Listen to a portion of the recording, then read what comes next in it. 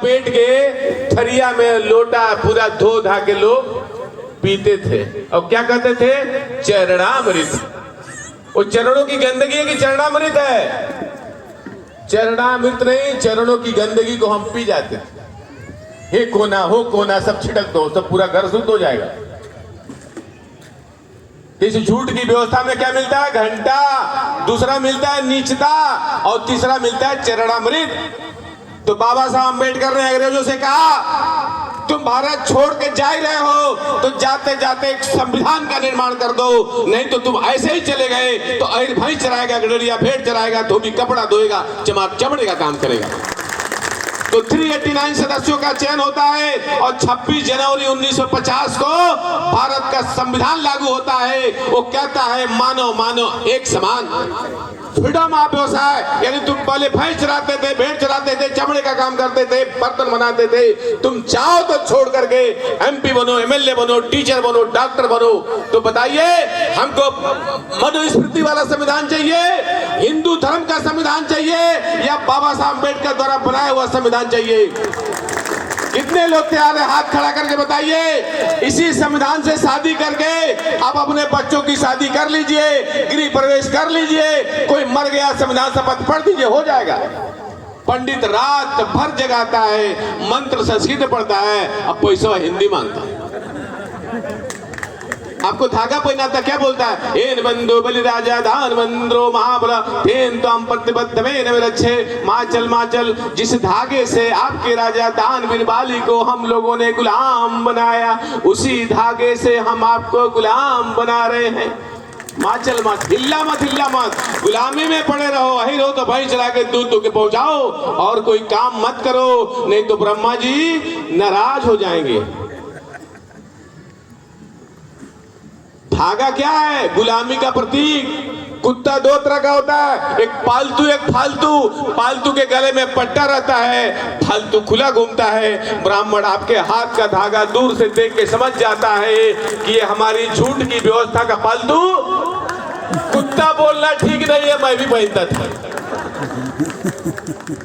हम जब मिशन चालू किए, भाईंदर में यादव जी है, मैं बोला भैया जरा भूख लगी है कुछ खिला दो। मैं घर पहुंचा, चूड़ा खा रहे हैं, दूध पी रहे हैं, चाय भी मंगा रहे हैं, और जैसे हम पहुंचा सब हटा लिया। बोला अब आप यादव जी नहीं रहे, अब आप शूद्र बन गए हैं, हमारे से आपसे कोई लेना देना नहीं है। हमने बोला अखिलेश यादव जी का कुर्सी कौन धोया, किससे धुलाया गया? गाय के मूत्र से।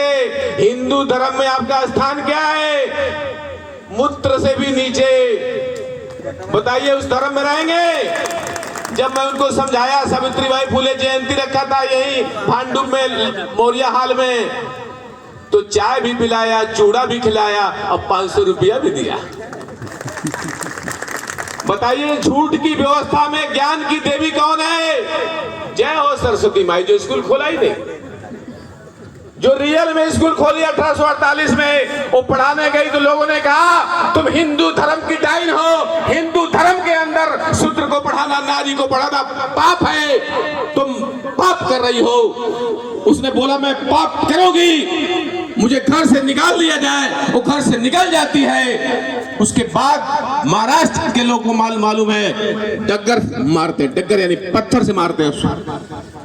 एक झोला में एक्स्ट्रा साड़ी लेके जाती है, लोग गोबर फेंकते हैं, साड़ी खराब हो जाती है, स्कूल में जाकर साड़ी बदलती है, उसके बाद जाकर के आज की महिलाएं पढ़ पाई हैं, लिख पाई हैं, उसके बाद बाबा साहब अम्बेडकर बन पाए हैं, उसके बाद भारत का संविधान बनता है। तो बताइए शिक्षा की देवी कौन हुई?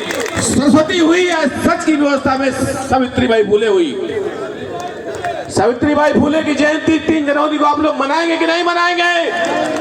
अगर 85% के लोग सावित्रीबाई फुले की जयंती मनाएंगे तो ब्राह्मण का एंटीना खड़ा रहेगा या टेढ़ा हो जाएगा? उसका एंटीना खड़ा करना है या टेढ़ा करना है? अगर हम ब्रह्मा के पैर से निकले हुए लोग हैं तो मैं इस मंच से ऐलान करता हूं, उस ब्रह्मा का पैर को मैं अलग करता हूं, ब्रह्मा को मैं लूला बनाता हूं। हमारा मिशन है ब्रह्मा को लूला बना दिया जाए। देखता हूं कितने दिन चलता है। हमारे लोग ये मोर्चा वो मोर्चा, अरे कुछ नहीं, ब्रह्मा को पहले लूला करो। आपके घर में भगवान है, मत हटाओ। मैं तो कहता हूं महापुरुष लाइए। मैं तो कहता हूं आपके घर में भगवान है, रहने दीजिए। इस महापुरुष को घर में बगल में लगा दीजिए, दोनों भगवानों में झगड़ा होने दीजिए। जो भगवान असली रहेगा वो रह जाएगा, और नकली कितने लोग तैयार है एक कैलेंडर ले जाने के लिए? कोई पैसा नहीं देगा, चलेगा। मैं रेलवे की नौकरी छोड़ करके सारा पेंशन इस कैलेंडर में लगा दूंगा। सारे लोग फ्री में लेके जाओ। पैसा देना हो 20-50 कोई दाम नहीं है, 50-100 रुपया देंगे आप लोग। पूरे 100 करोड़